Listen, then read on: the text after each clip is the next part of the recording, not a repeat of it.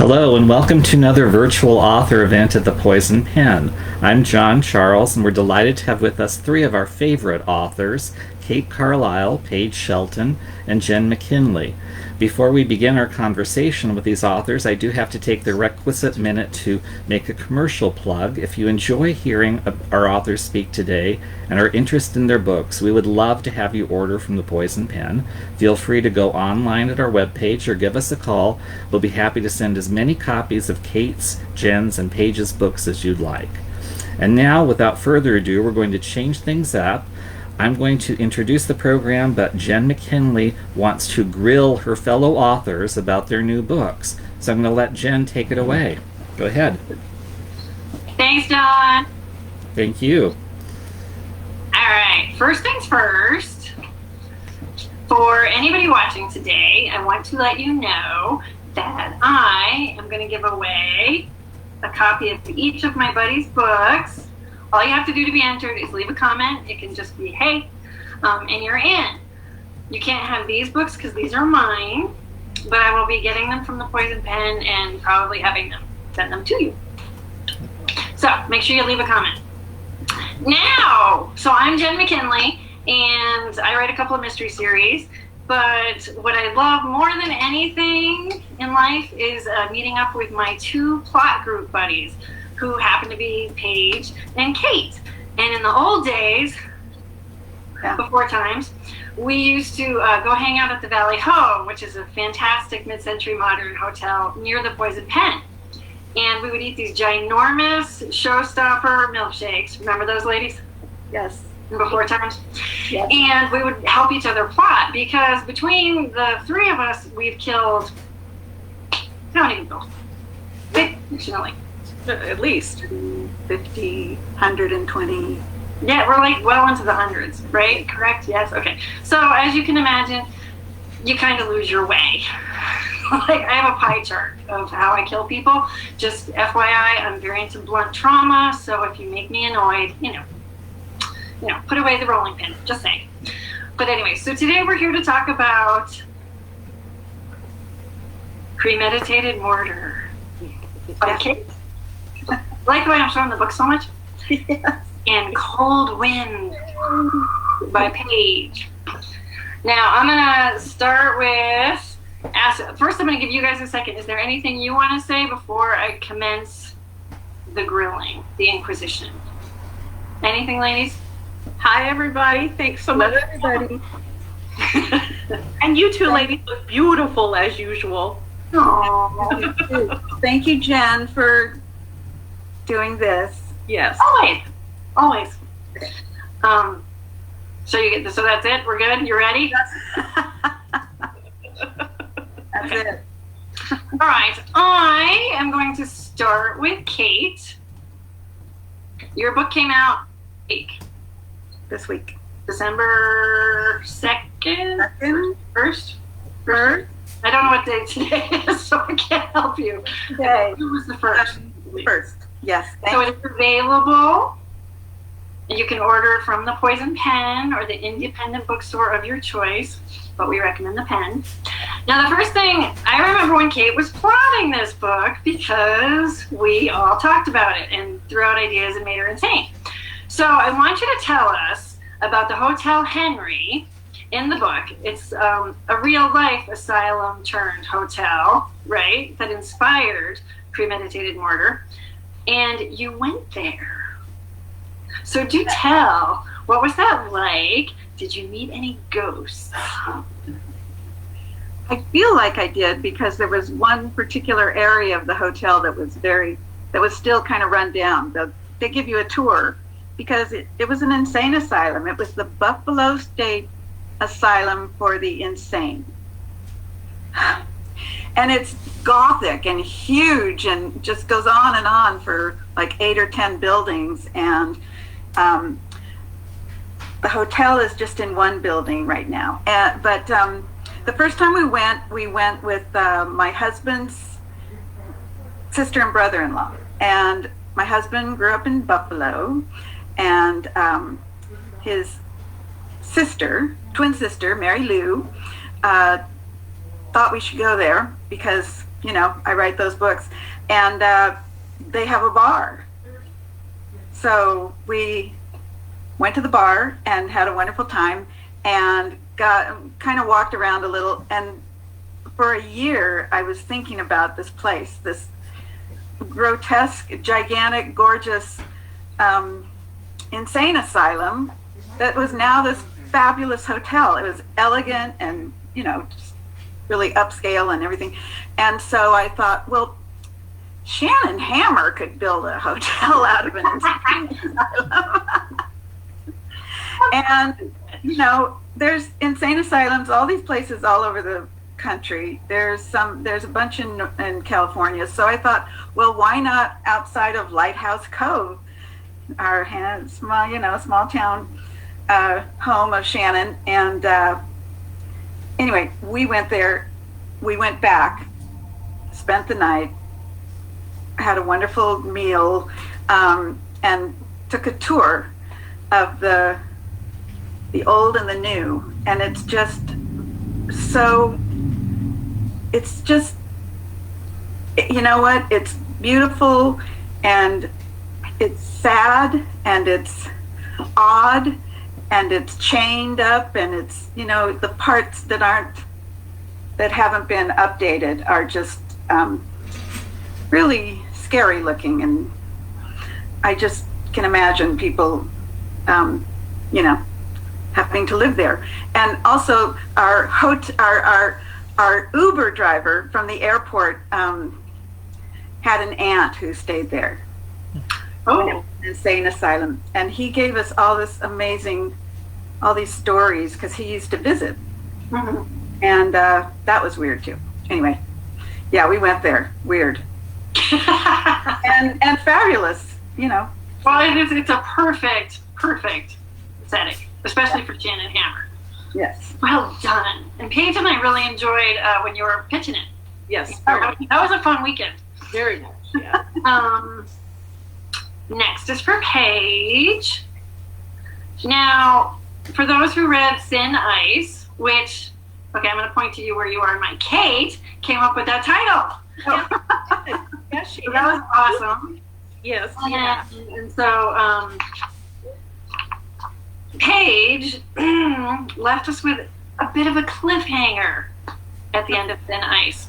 So, Paige, my question to you is, do we resolve said cliffhanger?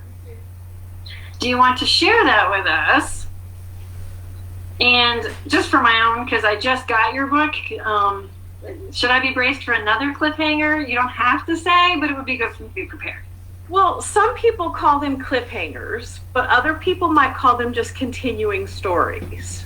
So I'm going to stick with continuing story, despite the fact that most of the messages I received said, what's the deal with the cliffhanger?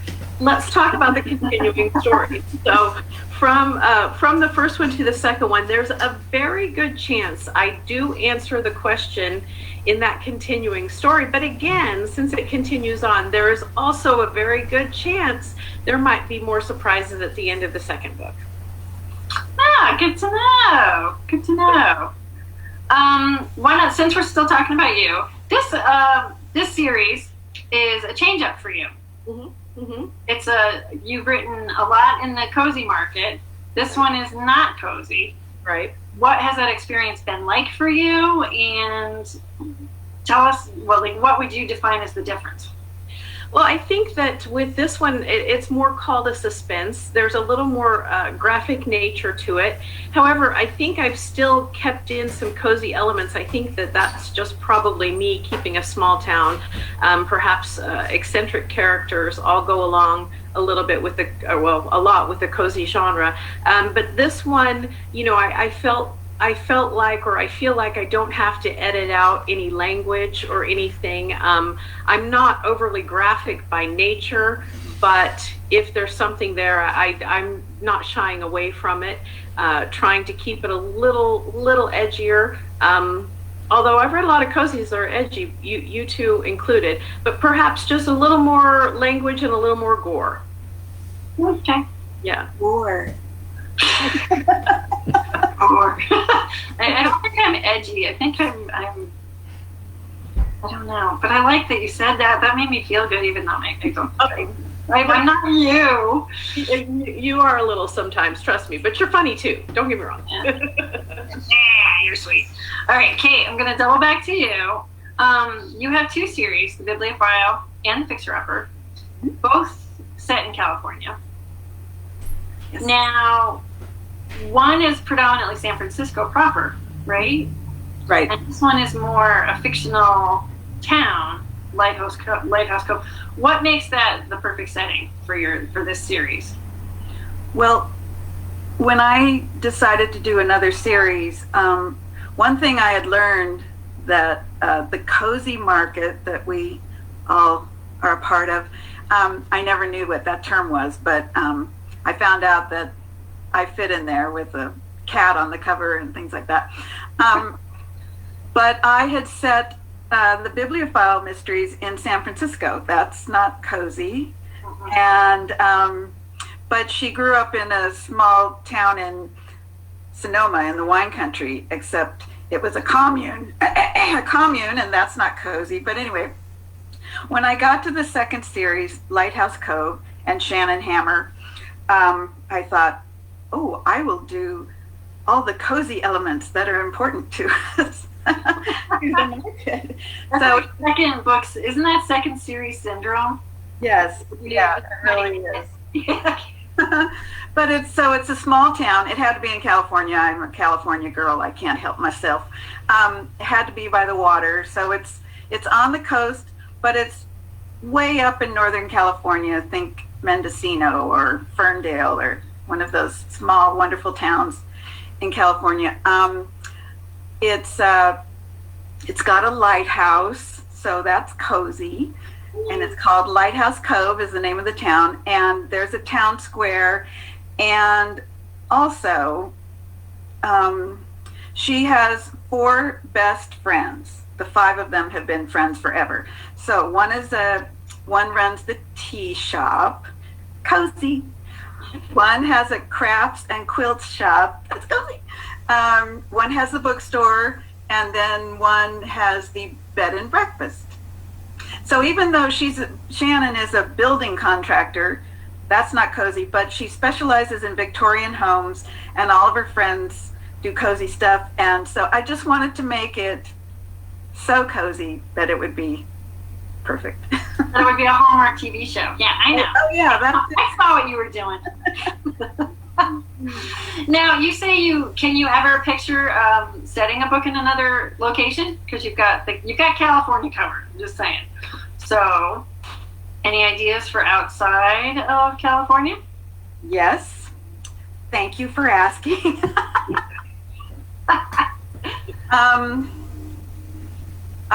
I'm picturing a castle on the banks of Loch Ness in Scotland. Black group, just saying. Yep, we're there. That's cozy. Right?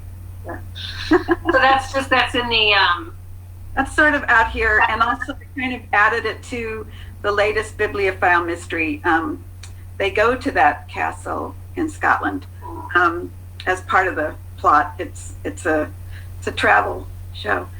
They start in San Francisco, they go to Dharma, and then they realize they can't solve this mystery until they go to the source, which is a castle on the banks of Loch Ness. Loch No. So your fans can look forward to potentially some Scottish adventures. A Scottish adventure, at least one Scottish adventure, maybe. And not the Little Black Book? Little Black Book. Yes, that's the title. Taking all the good titles, just saying. I'm going to jump over to Paige, since we're talking, let's go with geography for 500. Paige, Yes. your new series, Cold Wind, Thin Ice, are Alaska. Right. Which is awesome. Yes. But you also have set stuff in Missouri, and your main character, Beth, is from Missouri. Right. So what are your ties to these locations? Why did you choose them? Okay. And which is your preference, writing Central America or the outer? To out in the rest of the Wild. Well, a little bit of both. I'm from Missouri, and all my people are from Missouri, many of them of the Hillbilly Clan, deep in the Missouri woods. And every time I sit down to write something, Missouri really comes to my mind, no matter where I'm trying to set something. So I'm very familiar with the Ozarks, with the Missouri people, my people, and I really always enjoy including Missouri in anything I'm writing. However, Alaska is this whole new wild frontier, and I actually went there on my honeymoon 150 years ago. I didn't know that. Did you know that? Kate, did you know that? I didn't know that. Back when the dinosaurs roamed the planet. I had no idea. Yeah. And so we went up to, and we started in Anchorage and did a little bit of touring around that area, went to Denali, saw some killer whales. It was just really a fabulous experience. So, but not only that, my in-laws lived up there as well. So there were a lot of connections up there for a while, but when I wanted to write something Alaska, I wanted to go a little deeper into unknown areas. So my husband and I went up to Gustavus, which is right by Glacier Bay National Park. And you have to go to Juneau, and then you have to ferry or take a seaplane. I did the seaplane once, that's it, that was terrifying. But the ferry was fine. So you have to ferry or plane to Gustavus. And so we did that, and that was quite an adventure. It is, imagine what primitive is, and then think even more primitive. It was, and the people were extraordinary, just extraordinary, hardy, smart, outdoors people. You have to be to live in that environment and to survive in that environment. So when I made up Benedict, I based it completely on Gustavus. And it is to me a different world than Anchorage was. Anchorage is very much a city, and then you go to Denali, and that's a different area, and Homer. There are so many different primitive or frontier or city areas in Alaska. It's an incredible state. So as far as choosing a preference, I think I really enjoy writing the Alaska parts because I really feel like I'm still discovering a lot about Alaska myself. Missouri just always finds its way in pretty much anything I write, even though I don't remember living there. I visited my grandparents there. We moved around so much, but that will always be home. So that always ekes its way in. So it's your launch pad, basically. It is, always. It's a strange thing, always, yeah. My next door neighbor is from Alaska, and they're here for the winter. And I actually was walking my dogs this morning, and I ran into them, and we were talking about they're having rain, and the weather's not been awesome. So needless to say, they're happy to be here. But he said, I forget what we were talking about, but it was something, and he said, if you're going to be stupid, you have to be tough. And that pretty much explains Alaska, which I thought was pretty funny. It is so true. So not that Alaskans are stupid, just that they're usually smart. They're very smart. But I think we were talking about okay, sorry, not to get all political or anything, but it was like the pandemic and people weren't taking it seriously, so he was just kind of like, Yeah, thousands of people a year go missing in Alaska. Thousands. Yeah, 2 were missing in that mudslide already. Yeah. So a lot of people go missing. There's a lot of wide open space in Alaska Triangle where people just walk into and they never walk out. And you just have to be smart about it. And again, if you're not smart, be really tough. And it's probably the non-natives who are not smart. If you're born and raised in Alaska, you know what you're doing. Yeah, usually. Yeah. But if you visit, right. Maybe not. Forgot where I was going after that one. But are you going to go back to Alaska to do any more research? Oh, I hope so. The sooner the better. We were, I really wanted to do some traveling a little bit this year, but to get to Alaska, we started in to get to Gustavus, we started in Juneau, and it was an incredible city. It's not very big, but it in itself is stunning, and I'd like to go back and just explore it some more. Nice. Yeah. So, Kate, back to you in the hot seat.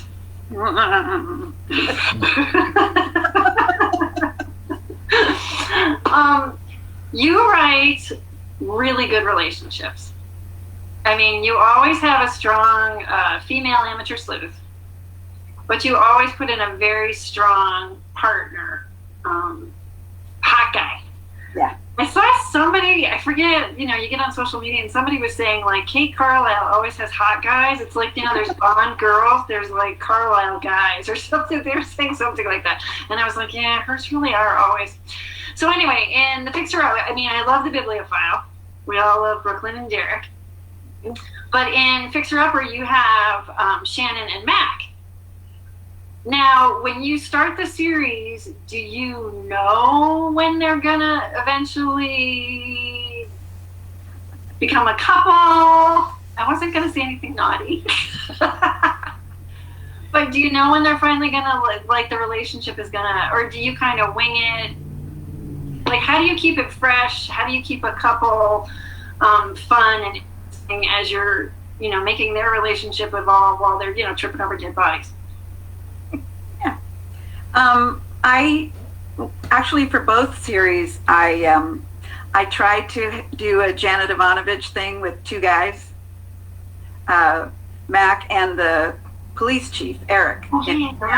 Yeah. He fell like to the wayside. Well, this is what happens in the Bibliophile mysteries with Derek. I was trying to get her also to be interested in Gabriel. Yeah. This elusive, the man in black. Right. Yeah. And Derek would not have it. Derek, I tried, God.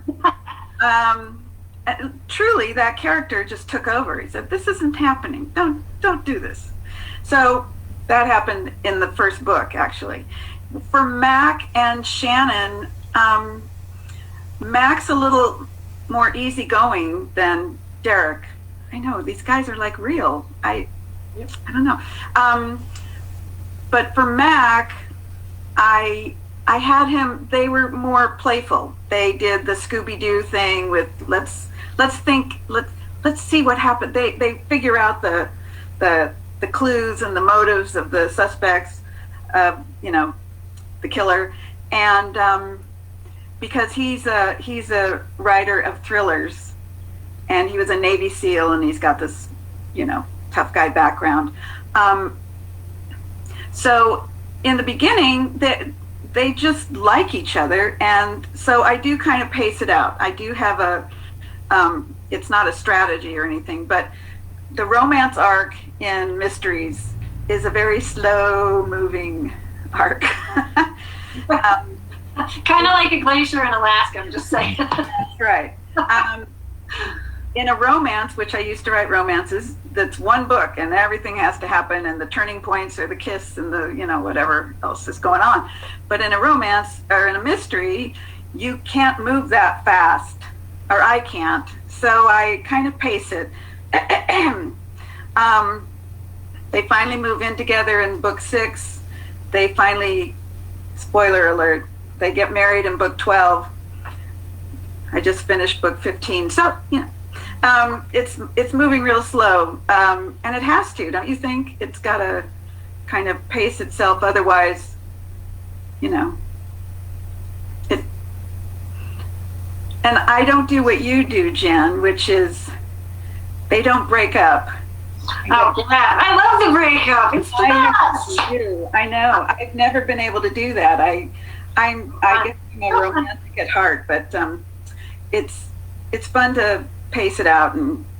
But from book 1, both series, they're together, and they work together, and they solve crimes together, and And by the way, the guys that I write about, just picture your favorite James Bond, and that's what we're saying. You're the Carlisle boys. Yeah. I guess I started with Rourke, Even Rourke. Yes, J.D. Robbs. Yeah, J.D. Robbs.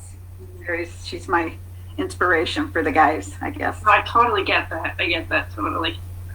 Very well done. Paige, speaking of peripheral characters, Beth Rivers' mom is always present, but in Missouri. Yes. In your series. Yeah. How do you navigate that? How do you make that work for those who are catching up? And is she ever going to make an appearance in Alaska? If that's not a spoiler. Well, she is an unusual character. She's over the top and she's obsessed. Beth's dad and her husband went missing many years ago, and she's become obsessed with searching for him, thinking he is in Missouri. So when Beth has her issues and escapes to Alaska, it's given her mom something else to obsess over, though perhaps still in Missouri. However, there is a chance that Mill, which is Beth's mom, might be visiting Alaska in the third book. The third book is done and turned in, and I'd say... Oh, do you have a title? Sorry. I turned one in, so I'm going to say what it is. I haven't gotten it approved yet, but Dark Night. Oh. So, ooh. So we've got Thin Ice, Cold Wind, Dark Night. Yeah, so far, but I haven't gotten it approved yet, so probably get an email tomorrow that said, sorry, didn't like it, but... Sounds like Batman, you can't have it, I know. That's right. Alaska enough. Yeah, okay. That's right. I think Dark Night is excellent. I like it. Well, we shall see. But there's a chance that Mill shows up in that book, and she's quite the character. She's hard to control. And yeah, I was going to say, when you have a character like that who is over the top. Yeah. When you were writing her and she was present, did she try to, Shanghai the manuscript? Yeah, she absolutely did. In fact, I had to rewrite about 50 pages. So really, yeah, you took it in a whole different direction. Yeah, it did. It took it. In fact, when I first turned in Thin Ice, I had scenes in Missouri instead of Beth talking to her mom in Missouri. And the scenes in Missouri, it just didn't fit with Alaska. So I had to rewrite about 50 pages to keep it going in a more cohesive direction. And it made a lot of sense. And her going to Alaska is much better than scenes in Missouri and scenes in Alaska. Yeah, that's hard. That would be hard to navigate. Yeah. I like the flow.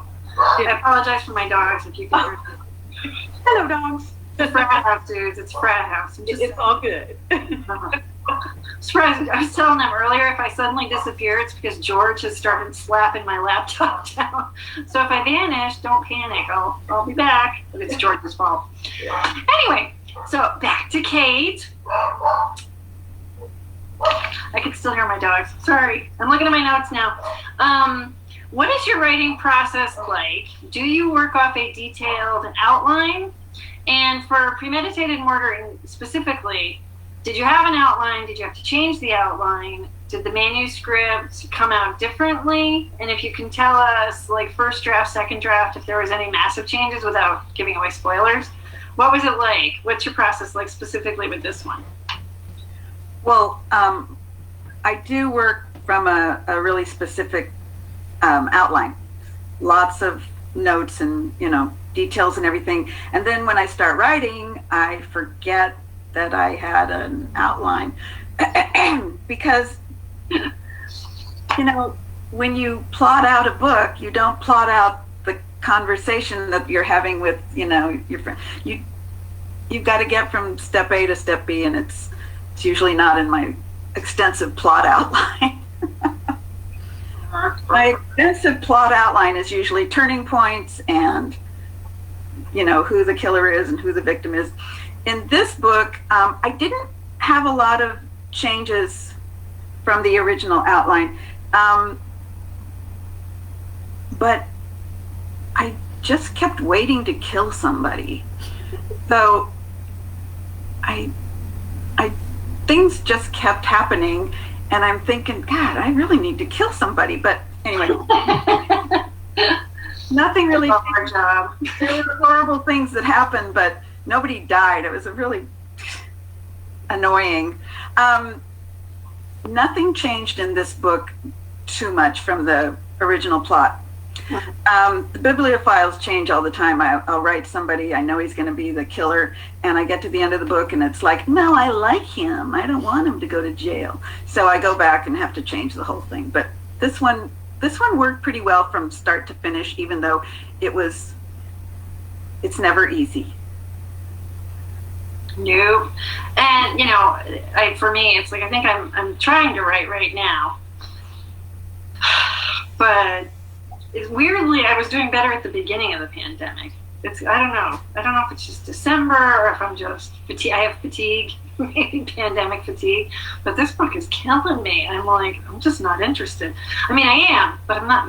Like, it could be all the Christmas cookies I would rather be baking also. So, Paige, I'm going to ask you the same question because being plot group buddies with both of you, I know your process is a little bit, and you're my outlier. You fascinate me because you give me like flop sweat when you tell me your process. So do share with everybody.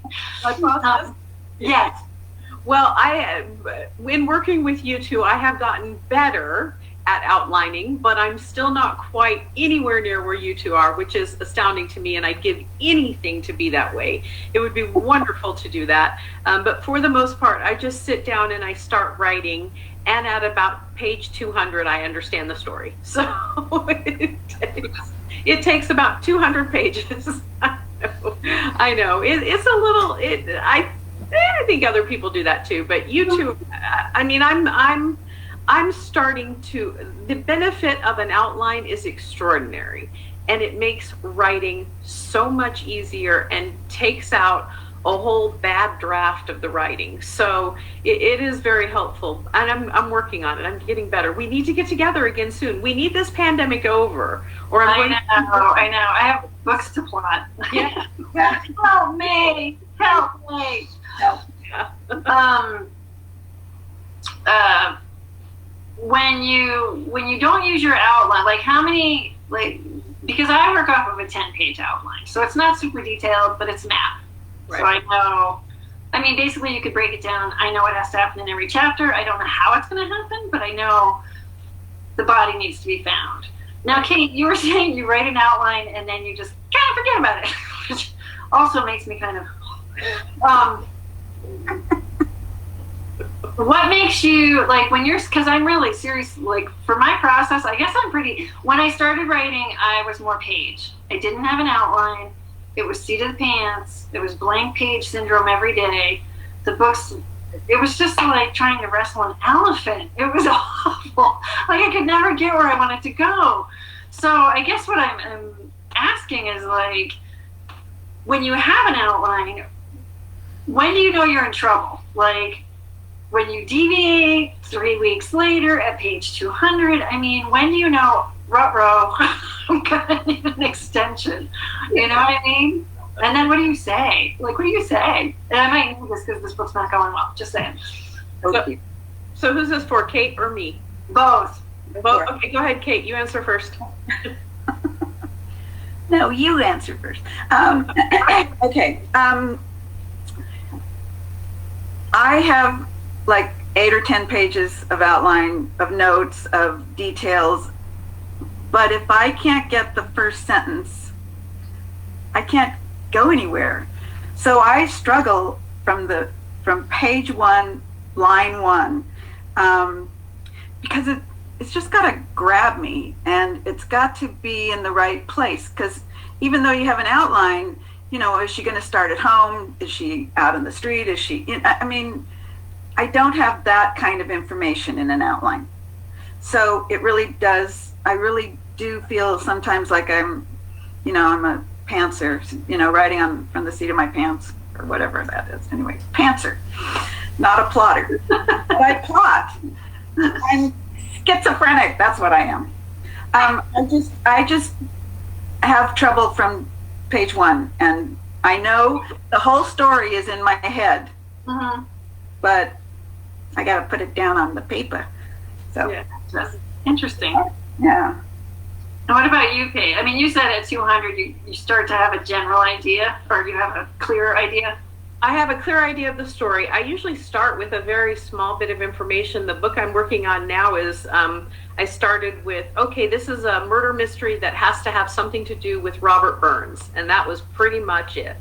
And I just sat down and started putting stuff on the page. I think that after 10 years or so of doing this, I think I can probably know within the first 50 pages if I'm on track. The story still doesn't come together until about 200, but at about 50, if I don't feel like I'm on track, I've had to trash the whole thing and start over. So, yeah, I think that's kind of my gauge. Yeah. Yikes. Yikes. Sweating. I just, you know what? I don't deviate from my outline. I just don't. Well, you don't. You make it so it works. It works great. But I just don't have time. Right. You know what it is? I don't think I have as big a brain as you guys. I think I have a very small pinhead brain. I cannot deviate. There'll be no deviating. No detours, no stopping to go to the bathroom. Right. And you write, Good time. therefore you write fast. Yes. Yeah. Many books a year. Well, I think for me, I tend to write comedy, so it's it comes at you fast when you're writing comedy, and I don't like to overthink, because then you lose, in my opinion, you lose the funny. Yeah. Well, if you've taught me anything at all, thank you, Jen. You've taught me the value of momentum. Getting the words in every day, doing a certain amount of pages every day, and not letting up or stopping or anything like that. And momentum is very key to getting it stays in your head better, and you know better where you're going and what's going to happen. Well, that's true. I think if you take a break, I tried to do NaNoWriMo last month because this book is going so badly. I think I clocked out at like 5,000 words, which is like what I used to do in a day. So that tells how my month went. But I do think for anybody out there who wants to be a writer, I do believe you have to write every day, even if it's just one really painful, arduous page. Get it done, because, like you said, it stays more in your head, I think. Right. All right, I'm gonna go back to Paige. Okay. You have a setup in the Alaskan series that is, to me, super cool and very original. Uh-oh. Beth, your main character, is a halfway house. Oh, yes. Yes. Like, how did you pull? Where did the idea come from? Is that possible or complete fiction? And where did it come from for you? Because it's brilliant. Well, oddly, there was when I lived in Salt Lake City, I would drive down, I think it was 700 East, and I believe there was a halfway house or something there on the corner. And I was always completely fascinated. It was this old Victorian house, and there were always people on the front porch and everything like that. I mean, I have no idea why it fascinated me so much, but I knew I'd have to bring something like that into a story at some point. So it kind of worked in Alaska. Now, as far as it being an old hotel, now a halfway house, I'm not sure that would ever really work in real life. So that's probably very fictional. But I did a little bit of research, and I called some local Phoenix area halfway houses just to see if I was a little bit on track with some of their rules. And I think the thing that surprised me the most, and this just shows my ignorance, but I said, okay, so do you call your people staying there parolees or criminals or crooks? And they were immediately, ma'am, we call them our clients. So I'm like, oh, of course. So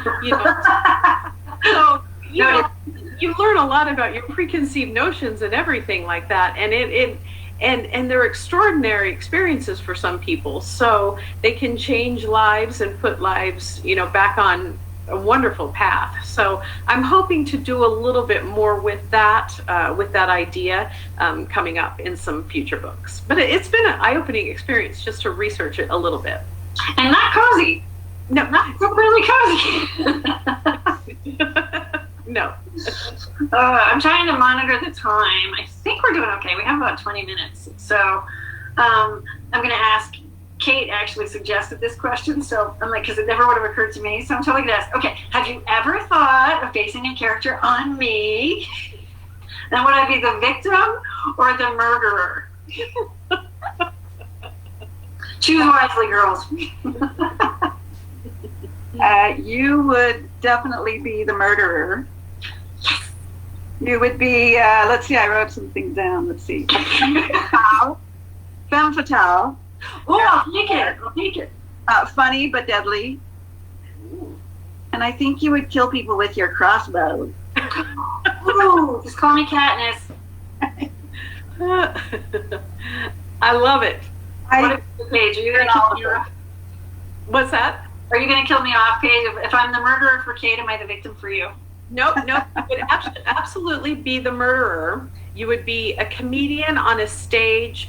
I'm going to say back in the 1970s, like Saturday Night Live or something. You'd be working with Gilda and Belushi, and you'd have to choose someone. I can see it. I can see it in my head. Feathered hair, bell bottoms. I got this. It would be your favorite, blunt force trauma. So absolutely. You got your favorite. John Belushi got fresh. Yeah, that's right. Exactly. Absolutely, I can see. Oh, you guys! Just for that, I'll kill you all. I'll kill you both off in the next book. Okay. Thank you. Thank you. Totally kidding.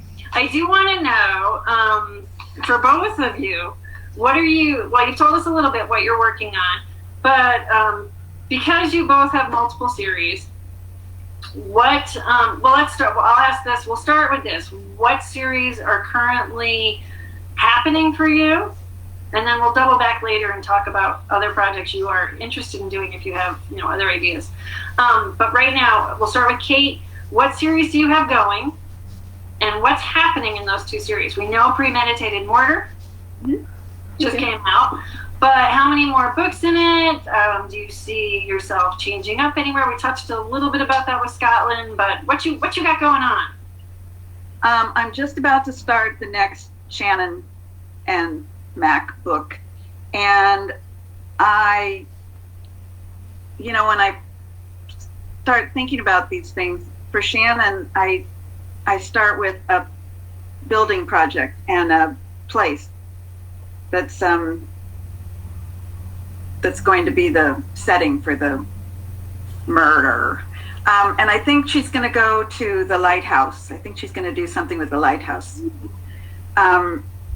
And so Mac owns the lighthouse, and I don't know, somebody should die in the lighthouse. I don't know who it is. Falling maybe? Yeah, falling, of course. Dashed on the rocks below. He's got an interesting background in the Navy SEALs and all this sort of thing. So maybe an old friend of his comes to town, and I don't know. He's gonna. Okay, never mind. I'm not gonna say that. That's a spoiler. Let's talk about the bibliophile mysteries. Okay, in the bibliophile mysteries that I just finished, that comes out in June, Little Black Book. The Little Black Book in question is a copy of Daphne du Maurier's Rebecca. And we're like cats. It takes us from, and it's a real sort of a classic beginning, when you talk about plotting a mystery. There's classic ways of starting a story, and one is something arrives in the mail. And there goes the story. And in this one, the book arrives in the mail and things happen. And I love it. Am I giving away too much? Anyway, it goes from there to Dharma, her little hometown in Sonoma. And then they go to Scotland. And I loved Scotland so much that I think I might have to take them back there. I'm not sure it'll be in the next book. But there's a new character that's introduced, and things will start happening with those people. And I can't say anything more because I haven't done anything on the next book. Plot group. Help! Maybe in Scotland, plot group in a castle. I would be very inspired in a castle. Yes, me too. I'll make that happen. Definitely. Paige, what do you have happening? What's shaking? Okay, so we talked about next year's Alaska book, potentially Dark Night. In April, though, of next year, I have my next Scottish bookshop, and that one, in all the Scottish bookshops, I bring in some sort of Scottish history or something like that, or something literary. And in this one, it's Dr. Jekyll and Mr. Hyde. So there's a new monster loose on Edinburgh. So that was fun. And then I'm working on the next Scottish, which will be the 2022, and that's the one with Robert Burns as the main history figure so far. And the Burns night dinners, and those sorts of things play a big part in the murder. Nice. How much longer are you? I mean, well, I don't know if you know. Do you just have one more in the Scottish series? Are you going for longer, or is it a wait and see? The publisher currently has. Okay, so next year's So that's still, and I think 2 more years after that, or 1 more year after that. 2 more. We're going to Scotland for a while. For a while, we'll be going to Scotland. Yes, yeah. Your research trip would not be out of order. Same with you. How many in the Bibliophile and how many in Fixer Upper look forward to? I'm contracted for 2 more Shannons. Yay! Fixer Uppers, and I think 1 more Bibliophile, but I can't ever let them go. No, I know. They're like my family, so I hope that it'll keep going. Well, I'm sure if you guys are willing to write them, your publishers are willing to publish, and your readers, like me. Speaking of readers, Jen, I think we have some questions from some of your readers. It's my show. Yes, well, I hate to get the hook and drag you off, but before we do that, we've talked about Kate and Paige's books, but we've heard nothing about your books, or as publishing like to call 2020, the year of Jen. So tell us about your books. I'll take it. I just had a Library Lovers mystery come out called One for the Books. Before that, I did my first women's fiction, which was Paris is Always a Good Idea. So good. It really is always a good idea. Okay. Just saying. And then before that, I wrote a cupcake mystery called Pumpkin Spice Carol. And before that, back when life was fun, I had a London hat shop mystery called Buried to the Brim. Right now, I don't know if there's going to be any more London hat shop. I think if I could shoehorn in the time to write one, the publisher would be okay with that. But like I said, writing's been kind of hard. It's been getting progressively harder for me during that because my house is full of people. Like, they never leave. Never. It's fine. But for Cupcake, the next Cupcake comes out in May. That'll be my next book out. It's called For Better or Worse, which makes you maybe think there's a wedding, but no spoilers here. Better buy it. After that, there's a continuity from the Paris book. The sister, Annabelle Martin, is one of those characters that Paige and Kate were talking about. They just kind of hijack your book, and the next thing you know, they get their own book, and you're like, really? But anyway. So Annabelle was a lot of fun, and so now her book, which is called Wait For It, comes out next August. And it opens up with her fielding a proposal from her one of her ex-husbands. See, I told you she was crazy or wild. And she has to flee Boston and come to Phoenix, which was super fun for me because there's not a lot of books set in Phoenix, and it's my home. So, and it was where I was single and had a lot of fun before, frat house. But anyway, I love the frat house, but you know what I'm saying. And then after that comes the next library book called Killer Research. And that's the one I'm writing sort of right now. Or eating cookies, either way. Okay, let's take a few questions then. All right, guys. And don't forget, leave a comment. Yeah. Can you hear me okay from off to the side here? You can hear me okay? Yeah. Okay, great. Actually, question 4, just to start off for Jen. Does my friend Chris make his way into your books in any way? Either ways that he realizes or not? For those watching, Patrick, who's talking, was in the music scene with my husband, Chris, right? Way back when. And they're both like guitar, old cars, and skateboard guys, right? Is that what and noir. You both love noir. That's right. So your buddy Chris of Noted Hawaiian Wear is actually in Buried to the Brim, the last hat shop mystery, and he's trotting around our dog Lucy, in the dog show. So yes, he does make it, in his Hawaiian, no less.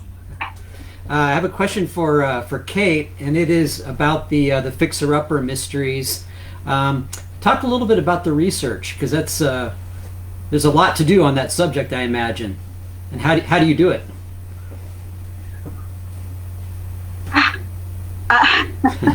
Bob Vila? Yeah, Bob Vila. Yeah, well, my father was a contractor, general contractor, and he used to bring us to the sites, the building sites. He did a lot of work in homes that were damaged either by fire or water. So it was pretty messy, and there was a lot of demo work, and we used to go to the dump every week. And That's more fun. So I still use a lot of the information that I got when I was a little girl on the construction sites.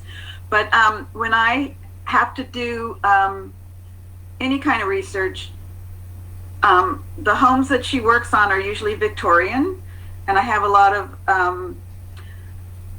I have a lot of books of Victorian style, and the funny little doodads on Victorian homes.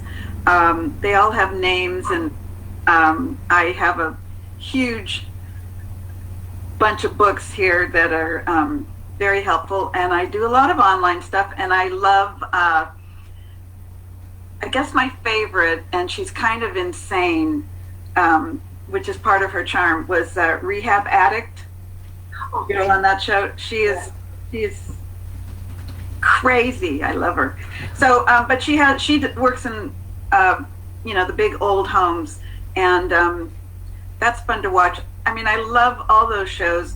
Property Brothers, yes, but not so much because they're so perfect, and they work on mostly contemporary homes. So I like some of the old homes that are back in Detroit and the cities back east that really show the really old homes and some of the problems with old, they used arsenic and stuff, and you just don't know what you're going to run into, and I like that. But the possibility of finding interesting things is always there, isn't it? Yes. With an old house. Yeah. Mm-hmm. Now we have a number of people that I did a lot of research on wallpaper. Wallpaper? There's always like 10 layers of wallpaper in these old homes. They were crazy about wallpaper, but anyway. Did you all hear, not to digress too much, but there was a fascinating story about on NPR about somebody had moved into a famous bootlegger's home. I can't remember where it was, but they were doing some remodeling, and in the walls they found dozens of bottles of full bootleg whiskey from like in the 20s. Just great, wow. Great story. Score. Is that more noir? I suppose it is. Paige, question for you. I have a number of people here who really love the Alaska setting, and there are a couple of questions just kind of following up on the halfway house, and also the addict character. Are you going to continue on in the next book with that character? Well, the halfway house is made to have people come and go, so Right. There will probably be some different characters that you will meet. Some different clients will come and go through, hopefully through the arc of the series. All right, let's see. Kind of a question for all three of you, which is, we have a number of people who are working on manuscripts and, aspiring writers. You talked a little bit about, the necessity of just putting your butt in the chair and getting it done. Any other kind of just basic advice for aspiring writers? How to get over the self-censor and get it out there? Oh God. Over. Run! Quit now! The bridge is out. Go back. So, no, I'm kidding.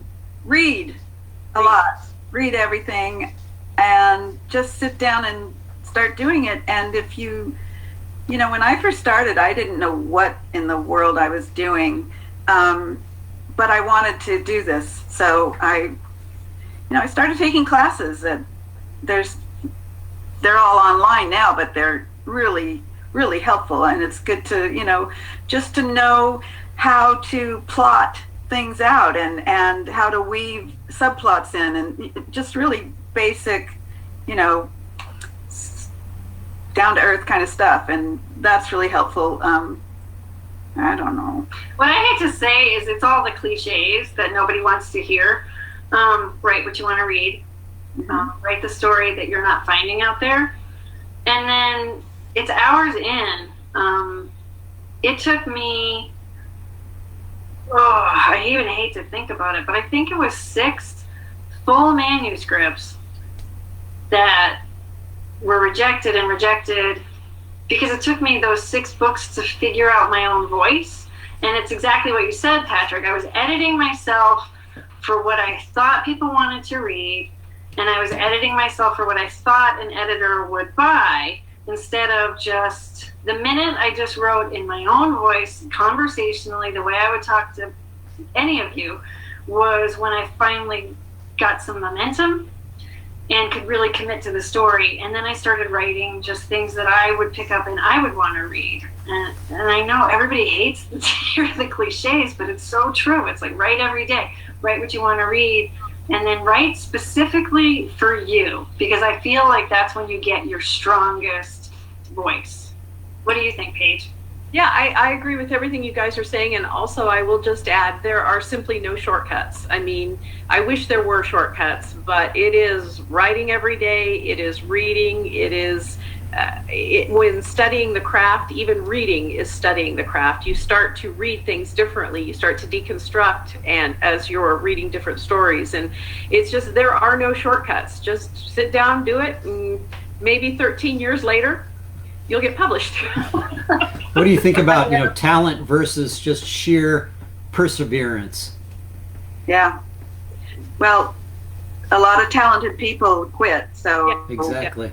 perseverance is important. I somebody asked me this at a library meeting one day, and a couple of years ago, and I just I thought you have to picture yourself alone in a room all the time without anybody to talk. If you can't sit in a room by yourself and do this, it's I hate to whine, and I'm not really. It's hard.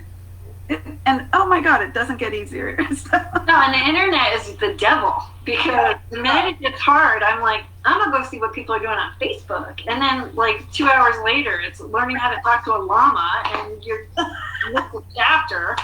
It's ridiculous. So I totally agree with you. And I think what's really interesting is the pandemic. Everybody else who used to get out and have a life now has to live our life, and they're like, this stinks, and we're like, yeah. This is my life. Exactly. You have to love it. Yep. Well, I think that's about it. I mean, there are a lot of people that are, and also a lot of people are just saying, thanks to all 3 of you for, giving everybody such a wonderful escape from this crappy year, and giving us a place to escape to. Thank you. Well, thank you, everybody. Yeah, thank you. John? Okay, I think that will be our conclusion. We want to thank Jenn McKinlay, Kate Carlisle, and Paige Shelton for joining us this afternoon, and please tune in to another virtual author event at the Poison Pen Bookstore. Thanks, ladies. Thank you, Jonathan.